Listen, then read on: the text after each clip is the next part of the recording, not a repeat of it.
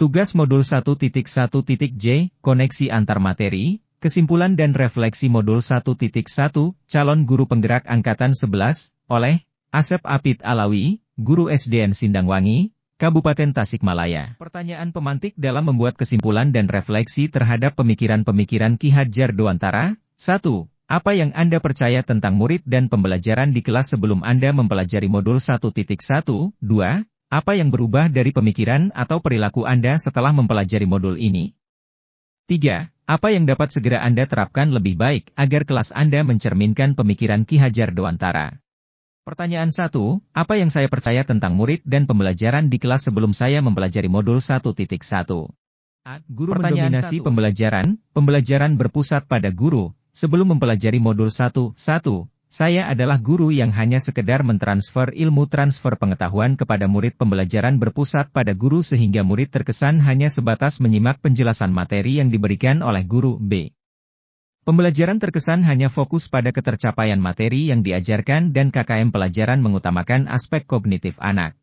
C. Guru kurang memahami karakteristik murid, aktivitas murid cenderung pasif dan motivasi serta minat belajar murid rendah. D. Murid ibarat kertas atau bejana kosong yang dapat diisi oleh apapun dan menganggap sama terhadap kemampuan murid. 2.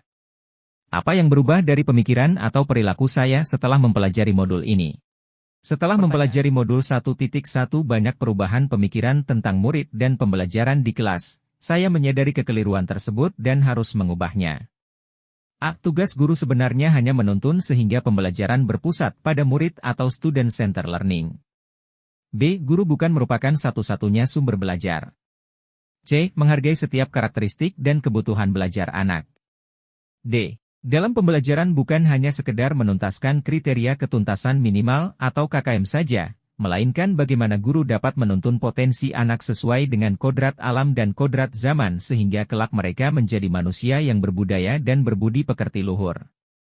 E. Mengemas pembelajaran secara menarik agar motivasi dan minat belajar murid meningkat.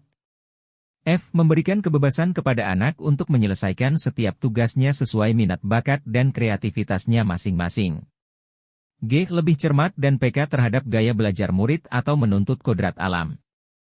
Haji. Setiap anak itu unik, mereka terlahir memiliki karakteristik dan potensi yang berbeda. Seorang guru menuntun potensi tersebut sehingga mereka tumbuh menjadi manusia yang berbudi pekerti. Murid ibarat garis-garis samar pada kertas. Tugas guru yaitu menebalkan garis-garis samar yang positif dan menghapus garis-garis samar yang negatif. Pertanyaan 3. Apa yang dapat segera saya terapkan lebih baik agar kelas saya mencerminkan pemikiran Ki Hadjar Dewantara?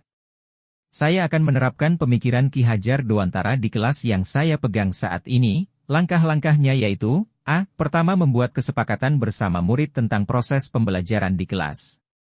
Hal ini bertujuan untuk menciptakan suasana kelas yang diinginkan murid, sehingga pembelajaran lebih menyenangkan. B. Selanjutnya saya akan mengemas pembelajaran secara menarik agar motivasi dan minat belajar murid meningkat sehingga mereka dapat mengembangkan sendiri potensi yang dimilikinya sesuai dengan kodrat alam dan kodrat zamannya. C. Saya juga akan melakukan pembiasaan-pembiasaan yang baik di sekolah sebagai bekal penumbuhan karakter mereka sehingga mereka bisa menjadi manusia yang berbudi pekerti luhur. Kesimpulan. Pendidikan adalah menuntut kekuatan kodrat anak untuk mencapai keselamatan dan kebahagiaan murid ibarat garis-garis samar dan tugas guru yaitu menebalkan garis-garis samar yang positif dan menghapus garis-garis samar yang negatif supaya mereka menjadi manusia yang seutuhnya.